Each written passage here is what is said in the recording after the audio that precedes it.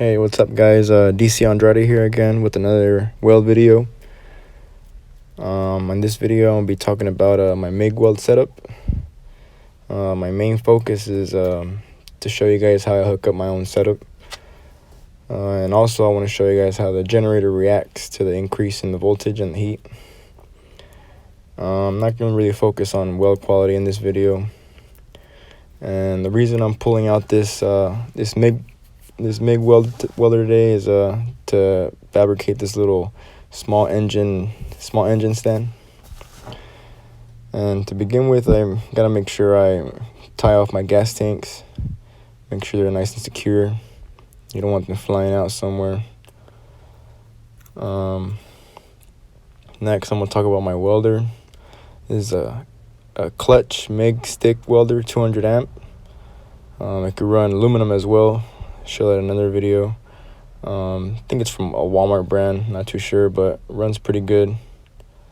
Generator, if you've seen my past video, I run a Harbor Freight generator, 4,000 watt peak, 3,200 watt running. And the gas, I don't run 75% argon, 25% CO2. I run straight CO2.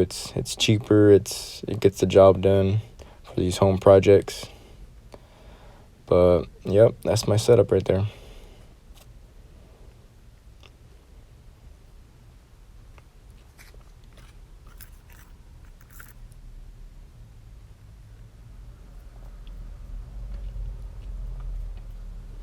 Here I'm hooking up the argon regulator. I don't have a CO2 argon regulator right now, so I'm just using an adapter for it.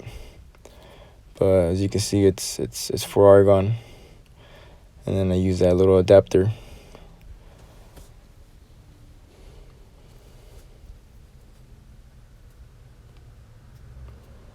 And then I hook up my CO2 straight to my machine.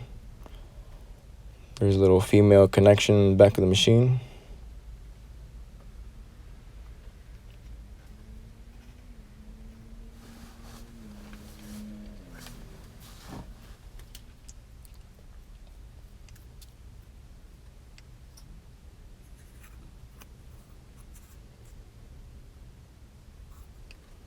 Next, I'm showing you guys my connection. I'm not gonna get too into detail about my connection.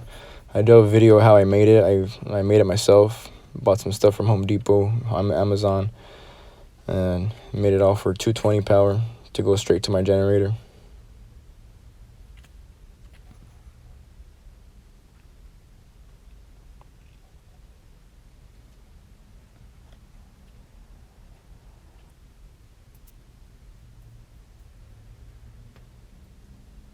Here I'm just hooking up the adapter to the weld machine. Make sure your weld machine is off before you turn on your generator. And just play it safe, you know. That's the adapter I'm telling you about, the CO2 adapter. I was having a little bit of trouble getting it hooked up earlier, but I got it all nice and hooked up, nice and tight, no leaks.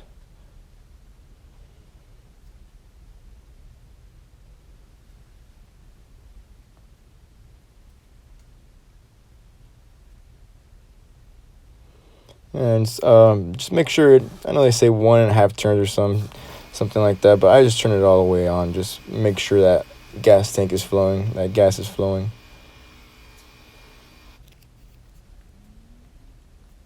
Something I forgot to record in the last video was this welder runs DCEP, DC electrode positive, for gas welding. Kind of weird, but a good way to know what's the difference between flux core is a kind of grayish color, and gas welding wire is a copper wire. It's a good way to remember it. Here I'm hooking up my ground. Don't forget to hook up your ground. So right now I'm running a direct current electrode positive. It's usually what I run flux core with, but this machine's a little bit different. Gotta check your settings. Open up your little side compartment and it'll tell you your settings. Here I'm gonna weld on the 1x1, I think like 1/8 inch or 3/16 angle iron. Just clean it up a bit, make sure to get a good arc.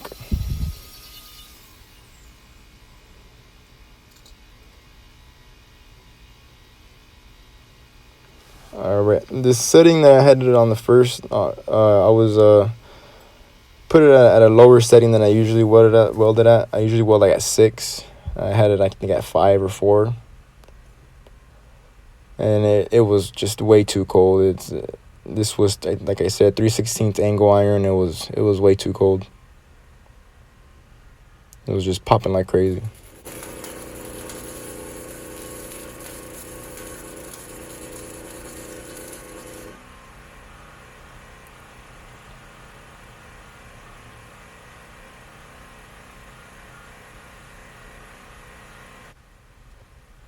Here I'm turning up. Maybe I think I was going 1 by 1, so I think I'm at 7 right now.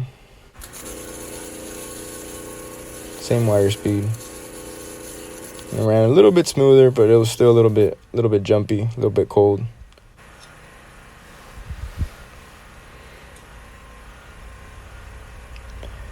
And then this last setting, I just cranked it up all the way to I think it maxes out at 11, so I put it up to 10.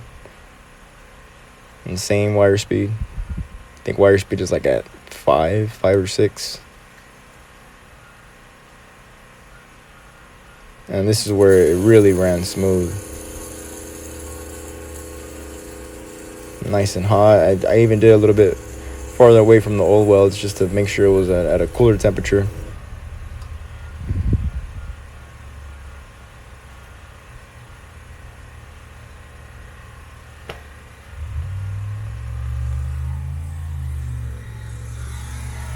So here I started from right to left. The very first weld, you could obviously tell it was way too cold. You got overlap and no penetration at all. The second weld, it was all right, and the third weld was pretty damn hot. It was running nice and smooth. Generator was running pretty good too at that temperature.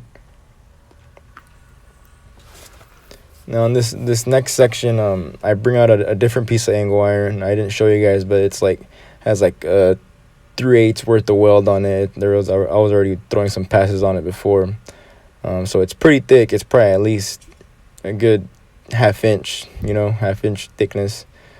And I had it still at level 10. The first arc, it kind of bogged down, and it rebooted the welder, so I just had to wait a little bit. But on the second try, it burned pretty freaking hot. It was running pretty good. I even weaved it a little bit, weaved it, and you'll see right now.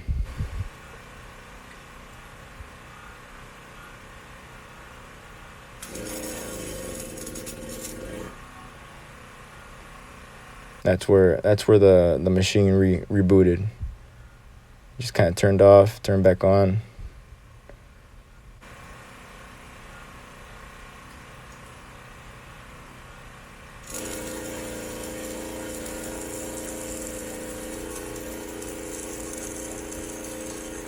And that was a smooth, hot arc.